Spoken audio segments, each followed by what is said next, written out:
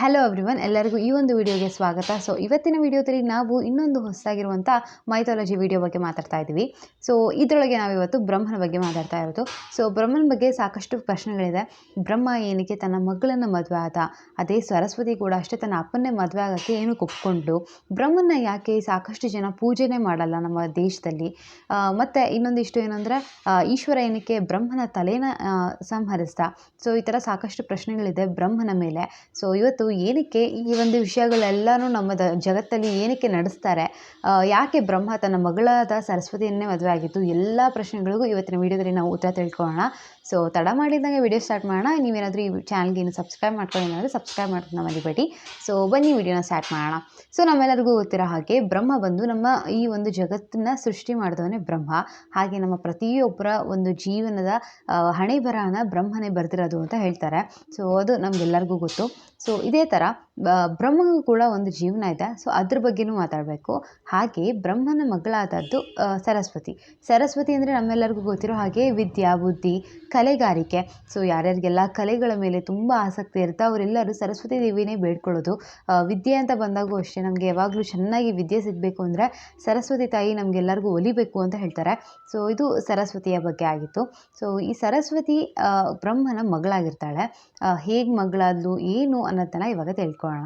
ನಮ್ಮ ಹಿಂದೂ ಪುರಾಣಗಳಲ್ಲಿ ತುಂಬಾ ಬಹು ಮುಖ್ಯವಾದ ಪುರಾಣಗಳು ಎರಡಿದೆ. ಒಂದು ಮತ್ಸ್ಯ ಪುರಾಣ, ಇನ್ನೊಂದು ಸರಸ್ವತಿ ಪುರಾಣ ಅಂತ. ಈ ಎರಡು ಪುರಾಣಗಳಿಂದ ನಾವು ತಿಳ್ಕೊಂಡಿದ್ದೇನು ಅಂತಂದರೆ ಬ್ರಹ್ಮ ಸ್ವತಃ ತನ್ನ ಮಗಳನ್ನ ಮದುವೆ ಆದ ಅಂತ. ಮಗಳಾಗಿದ್ದು ಸರಸ್ವತಿ ದೇವಿ. ಹೇಗೆ ಮದುವೆ ಆದರು ಅಂತ ಅಂದರೆ, ಬ್ರಹ್ಮ ನಮ್ಮ ಇಡೀ ಒಂದು ಜಗತ್ತನ್ನು ಸೃಷ್ಟಿ ಮಾಡ್ತಾನೆ. ಸೃಷ್ಟಿ ಮಾಡಾದ್ಮೇಲೆ ಪ್ರತಿಯೊಂದು ಮನುಷ್ಯ ಮತ್ತು ಪ್ರಾಣಿಗಳು, ನಿಸರ್ಗ, ನೇಸರ, ಬೆಳಕು, ಕತ್ಲು, ರಾತ್ರಿ, ಹಗಲು ಎಲ್ಲನೂ ಬ್ರಹ್ಮ ಸೃಷ್ಟಿ ಮಾಡ್ತಾನೆ. ಎಲ್ಲನೂ ಸೃಷ್ಟಿ ಮಾಡಾದ್ಮೇಲೆ ಬ್ರಹ್ಮಂಗೆ ಎಲ್ಲನೂ ನಾನು ಮಾಡಿದ್ದೀನಿ ಇವಾಗ, ಆದರೆ ನನ್ನ ಜೊತೆಗೆ ಯಾರೂ ಇಲ್ವಲ್ಲ ಅಂತ ಬ್ರಹ್ಮಂಗೆ ಒಂದು ಕಾಡಾಟ ಶುರುವಾಗುತ್ತೆ. ನನ್ನ ಜೊತೆಗೆ ಒಬ್ಬರು ಇರಬೇಕಿತ್ತು, ನನಗೂ ಯಾರಾದರೂ ಒಬ್ಬರು ಸಂಗಾತಿ ಥರ ಬೇಕು ಅಂತ ಬ್ರಹ್ಮಂಗೆ ಅನಿಸುತ್ತೆ. ಆ ಸಮಯದಲ್ಲಿ ಬ್ರಹ್ಮನೇ ತನಗೋಸ್ಕರ ಸೃಷ್ಟಿ ಮಾಡ್ಕೊಳ್ಳೋಂಥ ವ್ಯಕ್ತಿನೇ ಸರಸ್ವತಿ ದೇವಿ. ನಮ್ಮ ಪುರಾಣಗಳ ಪ್ರಕಾರ ಹೇಳೋ ರೀತಿ ನೋಡಿದ್ರು ಕೂಡ ಅಷ್ಟೇ, ಬ್ರಹ್ಮ ತನ್ನ ವೀರ್ಯದಿಂದನೇ ಸರಸ್ವತಿ ದೇವಿನ ಸೃಷ್ಟಿ ಮಾಡ್ತಾರೆ ಅಂತ ಹೇಳ್ತಾರೆ. ಸೊ ಈ ಥರ ನೋಡಿದಾಗ ಬ್ರಹ್ಮನ ಮಗಳಾಗ್ತಾಳೆ ಸರಸ್ವತಿ ದೇವಿ. ಸೊ ಇವಾಗ ಸರಸ್ವತಿ ದೇವಿನೇನೋ ಬ್ರಹ್ಮ ಸೃಷ್ಟಿ ಮಾಡಿ ಆದಮೇಲೆ ಸರಸ್ವತಿ ದೇವಿನ ಸೃಷ್ಟಿ ಮಾಡಿ ನೋಡಿ ಬ್ರಹ್ಮಗೆ ತುಂಬಾ ಖುಷಿಯಾಗುತ್ತೆ. ಬ್ರಹ್ಮ ಒಂದು ಕಡೆ ಕಳೆದು ಹೋಗ್ತಾನೆ ಅಂತ ಹೇಳ್ಬೋದು. ಅವನಿಗೆ ತುಂಬಾ ಆಶ್ಚರ್ಯ ಆಗಿರುತ್ತೆ. ಯಾಕೆ ಅಂತಂದರೆ ಬ್ರಹ್ಮ ಸೃಷ್ಟಿ ಮಾಡಿದಂಥ ಸರಸ್ವತಿ ದೇವಿ ನೋಡೋಕ್ಕೆ ಅಷ್ಟು ಚೆನ್ನಾಗಿರ್ತಾರೆ. ಸೊ ತುಂಬಾ ಸೌಂದರ್ಯನ ತನ್ನಲ್ಲಿ ಪಡ್ಕೊಂಡು ಬಂದಿರುವಂಥ ದೇವಿನೇ ಸರಸ್ವತಿ ದೇವಿಯಾಗಿರ್ತಾಳೆ. ಬ್ರಹ್ಮನೇ ತನ್ನ ಸರಸ್ವತಿ ದೇವಿನ ಏನು ಸೃಷ್ಟಿ ಮಾಡ್ತಾನೆ ತನ್ನ ಮಗಳಾಗಿ, ಅವಳನ್ನ ನೋಡಿ ತುಂಬ ಸೆಳೆತದಲ್ಲಿ ಬ್ರಹ್ಮ ಇರ್ತಾನೆ. ತುಂಬಾ ಅವನಿಗೆ ಸೆಳಿತಾ ಇರ್ತಾಳೆ ಸರಸ್ವತಿ ದೇವಿ. ಅವಳ ಅಂದ ಚಂದಕ್ಕೆ ಕಳೆದು ಹೋಗಿರ್ತಾನೆ ಬ್ರಹ್ಮದೇವ ಅಂತ ಹೇಳ್ತಿರ್ತಾರೆ. ಸೊ ಈ ಒಂದು ಸಂದರ್ಭದಲ್ಲಿ ಏನಾಗುತ್ತೆ ಅಂದರೆ ಸರಸ್ವತಿ ದೇವಿ ದೊಡ್ಡೋಳಾಗ್ತಾ ಬರ್ತಾಳೆ. ಅದಾದಮೇಲೆ ಸರಸ್ವತಿ ದೇವಿ ಕೂಡ ಗೊತ್ತಾಗ್ತಾ ಬರುತ್ತೆ ಬ್ರಹ್ಮದೇವನಿಗೆ ನನ್ನ ಮೇಲೆ ಕಣ್ಣಿದೆ, ನನ್ನ ಮೇಲೆ ಕಣ್ಣಿಟ್ಟಿದ್ದಾನೆ ಬ್ರಹ್ಮದೇವ ಅಂತ. ಸೊ ಅದಾದಮೇಲಿಂದ ಸರಸ್ವತಿ ದೇವಿ ಬ್ರಹ್ಮದೇವನಿಂದ ತಪ್ಪಿಸ್ಕೊಂಡು ಓಡಾಡೋಕ್ಕೆ ಶುರು ಮಾಡ್ತಾಳೆ. ಹೇಗಾದರೂ ಮಾಡಿ ತಪ್ಪಿಸ್ಕೋಬೇಕು, ನನಗೆ ಇದೆಲ್ಲ ಇಷ್ಟ ಆಗಲ್ಲ ಅಂತ ಸರಸ್ವತಿ ದೇವಿಗೆ ಇರುತ್ತೆ. ಆದರೆ ಬ್ರಹ್ಮದೇವ ಮಾತ್ರ ಆ ಥರ ಇರೋದಿಲ್ಲ. ಸರಸ್ವತಿ ದೇವಿ ಎಲ್ಲಿ ಹೋದ್ರೂ ಸರಸ್ವತಿ ದೇವಿ ಹಿಂದೆನೇ ಇರ್ತಿದ್ದ ಬ್ರಹ್ಮದೇವ. ಸೊ ನಮಗಿವಾಗ ಗೊತ್ತಿರೋ ಪ್ರಕಾರ ಬ್ರಹ್ಮದೇವನಿಗೆ 4 ತಲೆಗಳಿದೆ. ಅದರ ಮುಂಚೆ 5 ತಲೆಗಳಿತ್ತು ಬ್ರಹ್ಮದೇವನಿಗೆ, ಇವಾಗ 4 ತಲೆಗಳು ಮಾತ್ರ ಇರೋದು. ಸೊ ಸರಸ್ವತಿ ದೇವಿ ಯಾವ 4 ದಿಕ್ಕಿನಲ್ಲಿ ಓಡಿದ್ರೂ ಕೂಡ ಬ್ರಹ್ಮದೇವ ತನ್ನ ಒಂದು ತಲೆನ ಸರಸ್ವತಿ ದೇವಿ ಹಿಂದೆನೇ ಕಳಿಸ್ತಿದ್ದಂತೆ ಅವಳ ಮೇಲೆ ಒಂದು ಕಣ್ಣಿಡೋಕೆ. ಸೊ ಆ ಕಾರಣದಿಂದ 4 ದಿಕ್ಕಲ್ಲಿ ಯಾವ ದಿಕ್ಕಿಗೆ ಹೋದ್ರೂ ಸರಸ್ವತಿ ದೇವಿ ತಪ್ಪಿಸ್ಕೊಳಕ್ಕಾಗ್ತಾ ಇರಲಿಲ್ಲ ಬ್ರಹ್ಮನಿಂದ. ಯಾವುದಾದ್ರೂ ಒಂದು ದಿಕ್ಕಿಗೆ ಬ್ರಹ್ಮನ ಒಂದು ತಲೆ ಅವಳ ಹಿಂದೆನೇ ಇರ್ತಾಯಿತ್ತು. ಸೊ ಒಂದು ಕಣ್ಣು ಯಾವಾಗಲೂ ಬ್ರಹ್ಮ ಇಟ್ಟಿರ್ತಿದ್ದ. ಸೊ ಒಂದು ಸತಿ ತುಂಬಾ ಸರಸ್ವತಿ ದೇವಿಗೆ ಈ ಥರ ಹಿಂಸೆ ಹಾಕಿ ಎಲ್ಲಿ ಹೋದ್ರೂ ನಾನು ತಪ್ಪಿಸ್ಕೊಳಕ್ಕಾಗ್ತಾ ಇಲ್ಲ ಅನ್ನೋ ಒಂದು ಕೊರಗಿನಿಂದ ಸರಸ್ವತಿ ದೇವಿ ಈ 4 ದಿಕ್ಕನ್ನ ಬಿಟ್ಟು ಮೇಲಿನ ದಿಕ್ಕಲ್ಲಿ ಹೋಗ್ತಾರಂತೆ. ಆ ಮೇಲಿನ ದಿಕ್ಕಲ್ಲಿ ಹೋದರೂ ಕೂಡ ಅಷ್ಟೇ ಬ್ರಹ್ಮ ಬಿಡೋದಿಲ್ಲ ಸರಸ್ವತಿ ದೇವಿನ. ಕೊನೆಗೆ ಸರಸ್ವತಿ ದೇವಿ ಒಪ್ಕೊಂಡು ಬ್ರಹ್ಮನ ಮದುವೆ ಆಗಲೇಬೇಕು ಅನ್ನೋವಂಥ ಒಂದು ಪರಿಸ್ಥಿತಿ ಬರುತ್ತೆ. ಆ ಸಮಯದಲ್ಲೇ ಬ್ರಹ್ಮನ ಮತ್ತು ಸರಸ್ವತಿ ದೇವಿಯ ಮದುವೆ ಆಗೋದು. ಕೊನೆಯದಾಗೂ ಬ್ರಹ್ಮಂಗೆ ಮತ್ತು ಸರಸ್ವತಿ ದೇವಿಗೆ ಮದುವೆ ಆಗುತ್ತೆ. ಮದುವೆ ಆದಮೇಲೆ ಬ್ರಹ್ಮ ಮತ್ತು ಸರಸ್ವತಿ ದೇವಿ ಇಬ್ಬರೂ ಒಂದು ಜಾಗಕ್ಕೆ ಹೋಗಿ ಅಲ್ಲೇ ಅವರು ವಾಸ ಮಾಡೋಕ್ಕೆ ಶುರು ಮಾಡ್ತಾರೆ. ಸುಮಾರು 100 ವರ್ಷಗಳ ಕಾಲ ಅವರು ಅಲ್ಲೇ ವಾಸ ಮಾಡ್ತಿರ್ತಾರೆ. ಸೊ ಅವರ ಈ ಒಂದು ಮದುವೆ ಎಲ್ಲ ಆಗಿ ಆದಮೇಲೆ ಅವ್ರಿಗೆ ಒಂದು ಗಂಡು ಮಗು ಕೂಡ ಹುಟ್ಟುತ್ತೆ. ಆ ಗಂಡು ಮಗುವಿನ ಹೆಸರೇ ಮನು ಅಂತ. ಸೊ ಈ ಥರ ಬ್ರಹ್ಮ ಮತ್ತು ಸರಸ್ವತಿ ದೇವಿ ಮದುವೆ ಆಗಿದ್ದು. ಇದಾದಮೇಲೆ ನಾವು ಏನಕ್ಕೆ ನಮ್ಮ ಭೂಮಿಲೆಲ್ಲರೂ ಬ್ರಹ್ಮನ ತುಂಬ ಕಡಿಮೆ ನೆನಪಿಸ್ಕೊಳ್ಳೋದು, ತುಂಬ ಕಡಿಮೆ ತನ್ನ ಪೂಜೆಗಳಲ್ಲಾಗಿರಲಿ ಅಥವಾ ಯಾವುದಾದ್ರೂ ಸ್ಪೆಷಲ್ ಒಕೇಶನ್ಸ್ ಇರಲಿ, ಯಾವುದೇ ಒಂದು ಕಾರ್ಯಗಳಲ್ಲೂ ನಾವು ಬ್ರಹ್ಮನ ತುಂಬ ಕಡಿಮೆ ನೆನಪಿಸ್ಕೊಳ್ಳೋದು. ಸೊ ಏನಕ್ಕೆ ಈ ಥರ ಮಾಡ್ತಾರೆ, ಬ್ರಹ್ಮನ್ ಯಾಕೆ ಪೂಜಿಸಲ್ಲ ಅನ್ನೋ ಒಂದು ಪ್ರಶ್ನೆಗೆ ಒಂದು ಉತ್ತರ ನೋಡೋಣ. ಈಗ ಬ್ರಹ್ಮನ್ನ ನಾವು ಏನಕ್ಕೆ ಪೂಜಿಸಲ್ಲ ಅಂತ ನೋಡುವಾಗ ನಮಗೆ 2 ಕಾರಣಗಳಿದೆ. ಒಬ್ಬೊಬ್ಬರು ಒಂದೊಂದು ಥರ ಹೇಳ್ತಾರೆ. ನಮ್ಮ ಪುರಾಣಗಳಲ್ಲಿ ಮೆನ್ಷನ್ ಆಗಿರೋ ಥರ 2 ಕಾರಣಗಳಿದೆ.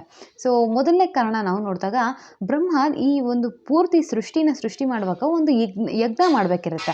ಆ ಯಜ್ಞ ಮಾಡೋ ಸಂದರ್ಭದಲ್ಲಿ ಎಲ್ಲಿ ಆ ಯಜ್ಞ ಮಾಡಬೇಕು ಅಂತ ಅವ್ರು ಕುತ್ಕೊಂಡು ಯೋಚನೆ ಮಾಡ್ತಿರ್ತಾರೆ. ಭೂಮಿಗೆ ಆ ಸಂದರ್ಭದಲ್ಲಿ ಯಾವುದಾದ್ರೂ ಒಂದು ತುಂಬಾ ಶ್ರೇಷ್ಠವಾದಂಥ ಒಂದು ಸ್ಥಳ ಬೇಕಿರುತ್ತೆ. ಆ ಸ್ಥಳ ಯಾವುದು ಅಂತ ಹುಡುಕೋ ಸಮಯದಲ್ಲಿ ಬ್ರಹ್ಮದೇವ ತನ್ನ ಹತ್ರ ಇರುವಂಥ ಒಂದು ಕಮಲನ ಭೂಮಿ ಮೇಲೆ ಬಿಡ್ತಾನೆ. ಭೂಮಿ ಮೇಲೆ ಬಿಟ್ಟ ತಕ್ಷಣ ಅದೊಂದು ಒಂದು ಸ್ಥಳದ ಮೇಲೆ ಬೀಳುತ್ತೆ. ಆ ಸ್ಥಳನೇ ನಮ್ಮ ಭಾರತದಲ್ಲಿರುವಂಥ ರಾಜಸ್ಥಾನದ ಪುಷ್ಕರ್ ಎಂಬ ಒಂದು ಸ್ಥಳ. ಇವಾಗ ಅದನ್ನೆಲ್ಲರೂ ಪುಷ್ಕರ್ ಅಂತಲೇ ಕರಿತೀವಿ. ಆ ಒಂದು ಸ್ಥಳದಲ್ಲಿ ಆ ಕಮಲ ಬಂದು ಬೀಳುತ್ತೆ. ಆ ಕಮಲ ಬಂದು ಬಿದ್ದ ತಕ್ಷಣವೇ ಬ್ರಹ್ಮದೇವ ಡಿಸೈಡ್ ಮಾಡ್ತಾರೆ, ಸರಿ ಇಲ್ಲೇ ನಾವೀಗ ಯಜ್ಞನ ನಡೆಸಬೇಕು ಅಂತ. ಆದರೆ ಆ ಯಜ್ಞ ನಡೆಸಬೇಕು ಅಂದರೆ ಒಂದು ಕಂಡೀಷನ್ ಇರುತ್ತೆ. ಆ ಯಜ್ಞದ ಸಮಯದಲ್ಲಿ ಆ ಒಂದು ಸ್ಥಳದಲ್ಲಿ ಒಂದು ಹೆಣ್ಣು ಇರಲೇಬೇಕು. ಆ ಹೆಣ್ಣು ಬ್ರಹ್ಮನ ಹೆಂಡತಿನೇ ಆಗಿರಬೇಕು ಅಂತ ಒಂದು ನಿಯಮ ಇರುತ್ತೆ ಇಲ್ಲಿ. ಸೊ ಆ ಸಂದರ್ಭದಲ್ಲಿ ಸರಿ ಅಂತ ಎಲ್ಲ ಆ ಒಂದು ಯಾವ ದಿನ ಅವರು ಯಜ್ಞ ನಡೆಸಬೇಕು ಅಂತ ಹೇಳ್ತಾರೆ, ಆ ಯಜ್ಞದ ದಿನ ಬರುತ್ತೆ. ಯಜ್ಞದ ದಿನ ಬಂದಾಗ ಬ್ರಹ್ಮ ಕೂಡ ಅಲ್ಲಿರ್ತಾನೆ. ಆದರೆ ತನ್ನ ಹೆಂಡತಿಯಾದಂಥ ಸರಸ್ವತಿ ದೇವಿ ಆ ಯಜ್ಞದ ಸಮಯಕ್ಕೆ ಸರಿಯಾದ ಸಮಯಕ್ಕೆ ಬರೋಕ್ಕೆ ತುಂಬ ತಡ ಮಾಡಿಬಿಡ್ತಾರೆ. ಅವರು ಅಲ್ಲಿ ಬಂದೇ ಇರಲ್ಲ. ಅವರಿಗೆ ಯಾವುದೋ ಒಂದಿಷ್ಟು ಕಾರಣಾಂತರಗಳಿಂದ ಅವರು ತಡ ಆಗಿ ಇನ್ನೂ ಬಂದಿರೋದೇ ಇಲ್ಲ. ಆದರೆ ಇನ್ನೊಂದು ಸ್ವಲ್ಪ ಹೊತ್ತಿನಲ್ಲಿ ಅವರು ಯಜ್ಞನ ಕಂಪ್ಲೀಟ್ ಮಾಡಬೇಕು ಅನ್ನೋದು ಬ್ರಹ್ಮದೇವನಿಗೆ ಇವಾಗ ಒಂದು ದೊಡ್ಡ ಟಾಸ್ಕ್ ಆಗಿರುತ್ತೆ ಇಲ್ಲಿ. ಸೊ ಈಗ ಸರಸ್ವತಿ ದೇವಿನೂ ಇಲ್ಲಿ ಬರ್ತಾ ಇಲ್ಲ, ಏನು ಮಾಡೋದು ಅಂತ ಬ್ರಹ್ಮಗೆ ಏನೂ ದಿಕ್ಕೇ ತೋಚಲ್ಲ. ಆ ಸಂದರ್ಭದಲ್ಲಿ ಬ್ರಹ್ಮ ಇನ್ನೊಂದು ಹೆಣ್ಣನ್ನು ಅಲ್ಲಿ ಸೃಷ್ಟಿ ಮಾಡ್ತಾನೆ ಅಂತ ಹೇಳ್ತಾರೆ. ಅಂದರೆ ಕುತ್ಕೊಂಡು ಹೇಗೆ ಸರಸ್ವತಿ ದೇವಿನ ಅವ್ರು ಸೃಷ್ಟಿ ಮಾಡಿದ, ಅದೇ ಥರ ಇನ್ನೊಂದು ಹೆಣ್ಣನ್ನು ಸೃಷ್ಟಿ ಮಾಡಿ ಆ ಹೆಣ್ಣಿನ ಜೊತೆ ಮದುವೆಯಾಗಿ ಇವಾಗ ಅವರು ಹೆಂಡತಿ ಆಗ್ತಾರಲ್ವ, ಆ ಹೆಂಡತಿನ ಅಲ್ಲಿ ಕೂರಿಸಿ ಯಜ್ಞನ ಸಂಪೂರ್ಣ ಮಾಡ್ತಾರೆ ಅಂತ ಈ ಒಂದು ಕಥೆ ಇರೋದು. ಅದಾದಮೇಲೆ ಅಲ್ಲಿ ಸರಸ್ವತಿ ದೇವಿ ಬರ್ತಾಳೆ. ಸರಸ್ವತಿ ದೇವಿ ಬಂದಾಗ ಸರಸ್ವತಿ ದೇವಿಗೆ ತುಂಬಾ ಕೋಪ ಬರುತ್ತೆ. ಯಾಕೆ ಅಂತಂದರೆ, ನಾನು ನಿಮ್ಮ ಹೆಂಡತಿಯಾಗಿದ್ದು ನೀವು ಇನ್ನೊಂದು ಹೆಣ್ಣನ್ನು ಮದುವೆ ಆಗಿದ್ದೀರಾ ಅನ್ನೋ ಒಂದು ಕಾರಣಕ್ಕೆ ಸರಸ್ವತಿ ದೇವಿಗೆ ಕೋಪ ಬಂದು ಸರಸ್ವತಿ ದೇವಿ ಆ ಸಂದರ್ಭದಲ್ಲಿ ಒಂದು ಶಾಪ ಕೊಡ್ತಾಳೆ ಬ್ರಹ್ಮದೇವನಿಗೆ. ಅದೇ ಶಾಪ ಈ ಇಡೀ ಭೂಮಿಯಲ್ಲಿ ಯಾರು ನಿಮ್ಮನ್ನು ಯಾವುದೇ ಸಂದರ್ಭದಲ್ಲಿ ಪೂಜೆ ಕಾರ್ಯಗಳಲ್ಲಿ ನೆನಪಿಸ್ಕೊಳ್ಬಾರ್ದು, ಎಲ್ಲರೂ ಬೇರೆ ದೇವರನ್ನ ಮಾತ್ರ ನೆನಪಿಸ್ಕೋಬೇಕು ಹೊರತು ನಿಮ್ಮನ್ನು ಯಾವ ಪೂಜೆಗಳಲ್ಲೂ ಅವರು ನಿಮ್ಮನ್ನು ಯಾರು ಆಯ್ಕೆ ಮಾಡಬಾರ್ದು ಪೂಜೆಗಳಿಗೆ ಅಂತ ಅಲ್ಲಿ ಅದೇ ಸಂದರ್ಭದಲ್ಲಿ ಸರಸ್ವತಿ ದೇವಿ ಒಂದು ಶಾಪ ಕೊಡೋದು. ಅದಾಗಿ ಒಂದು ಸ್ವಲ್ಪ ಹೊತ್ತು ಆದಮೇಲೆ ಬ್ರಹ್ಮದೇವ ಕುತ್ಕೊಂಡು ಎಲ್ಲನೂ ತಿಳಿಸಿ ವಿಚಾರಗಳನ್ನ ಹೇಳಿದಾಗ ಸರಸ್ವತಿ ದೇವಿಗೆ ಗೊತ್ತಾಗುತ್ತೆ, ಈ ಒಂದು ಏನಕ್ಕೆ ಈ ಥರ ಬೇರೆ ಒಂದು ಹೆಣ್ಣನ್ನು ಸೃಷ್ಟಿ ಮಾಡಿ ಮದುವೆ ಆಗಿತ್ತು ಅಂದರೆ ಈ ಒಂದು ಸೃಷ್ಟಿಯ ಯಜ್ಞನ ಸಂಪೂರ್ಣ ಮಾಡಬೇಕಿತ್ತು. ಇಲ್ಲ ಅಂದಿದ್ರೆ ಸೃಷ್ಟಿಯ ಯಜ್ಞ ಸಂಪೂರ್ಣ ಆಗ್ತಿರಲಿಲ್ಲ ಮತ್ತು ಸೃಷ್ಟಿ ಆಗ್ತಾನೇ ಇರಲಿಲ್ಲ ಸರಿಯಾಗಿ. ಸೊ ಆ ಕಾರಣಕ್ಕೆ ಮಾತ್ರ ನಾನು ಒಂದು ಹೆಣ್ಣನ್ನು ಸೃಷ್ಟಿ ಮಾಡಿದೆ ಅಂತ ಬ್ರಹ್ಮದೇವ ಕುತ್ಕೊಂಡು ತಿಳಿಸಾದ್ಮೇಲೆ ಸರಸ್ವತಿ ದೇವಿಗೆ ಅರ್ಥ ಆಗುತ್ತೆ. ಆವಾಗ ಸರಿ ಅಂತ ಶಾಪನ ವಾಪಸ್ ತೊಗೊಳಕ್ಕೆ ಆಗೋದಿಲ್ಲ, ಆದರೆ ಇವಾಗ ಒಂದು ವರನ ಕೊಡ್ತೀನಿ ಅಂತ ಹೇಳಿ ಯಾವ ಸ್ಥಳದಲ್ಲಿ ಇವಾಗ ಆ ಒಂದು ಶಾಪನ ಕೊಟ್ಟಿದ್ಲು ಸರಸ್ವತಿ ದೇವಿ ಮತ್ತು ಯಜ್ಞ ಮಾಡ್ತಾಯಿದ್ರು ಅದೇ ಸ್ಥಳದಲ್ಲಿ ಮಾತ್ರ ಎಲ್ಲರೂ ನಿಮ್ಮನ್ನು ಪೂಜಿಸಬೇಕು. ಬೇರೆ ಯಾವ ಸ್ಥಳದಲ್ಲೂ ಪೂಜಿಸೋ ಹಾಗಿಲ್ಲ, ಆದರೆ ಈ ಸ್ಥಳದಲ್ಲಿ ಮಾತ್ರ ಇರೋರೆಲ್ಲರೂ ನಿಮ್ಮನ್ನು ಪೂಜಿಸ್ತಾರೆ ಅಂತ ಸರಸ್ವತಿ ದೇವಿ ವರ ಕೊಡ್ತಾಳೆ. ಸೊ ಅದೇ ಸ್ಥಳ ಇವಾಗ ಪುಷ್ಕರ್ ಅಂತ ಕಳಿಸ್ಕೊಳ್ಳೋದು. ಅಲ್ಲಿ ಇನ್ನೂ ನಾವು ನೋಡ್ಬೋದು ಬ್ರಹ್ಮನ ದೇವಸ್ಥಾನ ಇದೆ. ಬ್ರಹ್ಮಗೆ ತುಂಬ ದಿನವೂ ಅಷ್ಟೇ ಪೂಜೆ ಮಾಡಿ ಅಲ್ಲಿರೋರೆಲ್ಲರೂ ಬ್ರಹ್ಮನ ನಂಬ್ತಾರೆ. ಸೊ ಇದು ಬ್ರಹ್ಮಗೆ ಏನಕ್ಕೆ ಪೂಜೆ ಮಾಡಲ್ಲ ಬೇರೆ ಕಡೆ ಅಂತ ಇರೋದಕ್ಕೆ ಒಂದು ಉತ್ತರ ಆಗಿತ್ತು. ಇನ್ನೊಂದು ನಾವು ಕಾರಣ ನೋಡೋದಾದರೆ ಇಲ್ಲಿ ಬ್ರಹ್ಮದೇವ ಅಧರ್ಮನ ಪಾಲಿಸ್ತಿರ್ತಾರೆ. ಇದು ಶಿವಂಗೆ ತಿಳಿಯುತ್ತೆ. ಶಿವಂಗೆ ತಿಳಿದಾದ್ಮೇಲೆ ಶಿವಂಗೆ ಇಷ್ಟ ಇರಲ್ಲ ಈ ಥರ ಎಲ್ಲ ಅಧರ್ಮನ ಪಾಲಿಸಿ ತಂದೆ ತನ್ನ ಸ್ವಂತ ಮಗಳನ್ನೇ ಮದುವೆ ಆಗ್ತಿರೋದು. ಈ ಒಂದು ಕಾರಣಕ್ಕೆ ಶಿವ ಕೊಟ್ಟ ಶಾಪ ಅಂತ ಕೂಡ ಹೇಳ್ತಾರೆ. ಯಾರೂ ಕೂಡ ಈ ಒಂದು ಭೂಲೋಕದಲ್ಲಿ ಬ್ರಹ್ಮನ್ನ ಜಪಿಸಬಾರ್ದು, ಬ್ರಹ್ಮನ್ನ ಪೂಜೆ ಮಾಡಬಾರ್ದು ಅಂತ ಶಿವ ಕೊಟ್ಟಿರುವಂಥ ಶಾಪ ಅಂತ ಕೂಡ ಹೇಳ್ತಾರೆ. ಸೊ ಇವೆರಡೂ ಕಥೆಗಳಿದೆ. ಇದು ಎಲ್ಲ ನಮ್ಮ ಹಿಂದೂ ಪುರಾಣಗಳಲ್ಲಿ ಮೆನ್ಷನ್ ಆಗಿರುವಂಥ ಕಥೆಗಳು. ಸೊ ನೆಕ್ಸ್ಟ್ ನಾವು ನೋಡೋದಾದರೆ ಬ್ರಹ್ಮಂಗೆ ಮೊದಲು 5 ತಲೆಗಳಿತ್ತು, ಆದರೆ ಇವಾಗ ಬರೀ 4 ತಲೆಗಳಿರೋದು. ಸೊ ಇನ್ನೊಂದು ತಲೆ ಎಲ್ಲಿ ಹೋಯಿತು ಅನ್ನೋದು ಪ್ರಶ್ನೆ ಇದೆ. ಈ ಒಂದು ಪ್ರಶ್ನೆ ತಿಳ್ಕೊಳ್ಳೋದಾದರೆ, ನಾನು ಆವಾಗಲೇ ಹೇಳಿರೋ ಹಾಗೆ ಸರಸ್ವತಿ ದೇವಿ ತುಂಬಾ ಸುಂದರವಾಗಿರ್ತಾಳೆ. ಆ ಒಂದು ಸುಂದರತೆಯಿಂದನೇ ಬ್ರಹ್ಮದೇವ ಸರಸ್ವತಿನ ತುಂಬ ಆಕರ್ಷಣೆಯಿಂದ ನೋಡ್ತಾ ಇರ್ತಾನೆ. ಸರಸ್ವತಿ ದೇವಿ ಯಾವುದೇ ದಿಕ್ಕಿನಲ್ಲಿ ಹೋದರೂ ಕೂಡ ಅಷ್ಟೇ, ಬ್ರಹ್ಮದೇವ 4 ದಿಕ್ಕಿನಲ್ಲಿ ಕೂಡ ತಲೆಯ ಒಂದನ್ನು ಕಳಿಸಿ ಸರಸ್ವತಿ ದೇವಿ ಮೇಲೆ ಒಂದು ಕಣ್ಣು ಯಾವಾಗಲೂ ಇಟ್ಟಿರ್ತಾಳೆ. ಒಂದು ಸಂದರ್ಭದಲ್ಲಿ ಯಾವಾಗ ಸರಸ್ವತಿ ದೇವಿ ಮೇಲಿನ ದಿಕ್ಕಲ್ಲಿ ಹೋಗ್ತಾರೆ, ಮೇಲಿನ ದಿಕ್ಕಲ್ಲಿ ಹೋಗಿ ಶಿವನ ಹತ್ರ ಹೋಗ್ಬಿಟ್ಟು ಸರಸ್ವತಿ ತನ್ನ ನೋವನ್ನ ಹೇಳ್ಕೊತಾಳೆ. ಈ ಥರ ಮಾಡ್ತಾ ಇದ್ದಾನೆ ಬ್ರಹ್ಮ, ನನಗೆ ಹೇಗಾದರೂ ಕಾಪಾಡು ಅಂತ ಹೇಳೋ ಒಂದು ಸಂದರ್ಭದಲ್ಲಿ ಅಲ್ಲೂ ಕೂಡ ಬ್ರಹ್ಮನ ಒಂದು ತಲೆ, ಇಲ್ಲಿರುವಂಥ ತಲೆ ಮೇಲ್ಗಡೆ ಬಂದಿರುತ್ತೆ.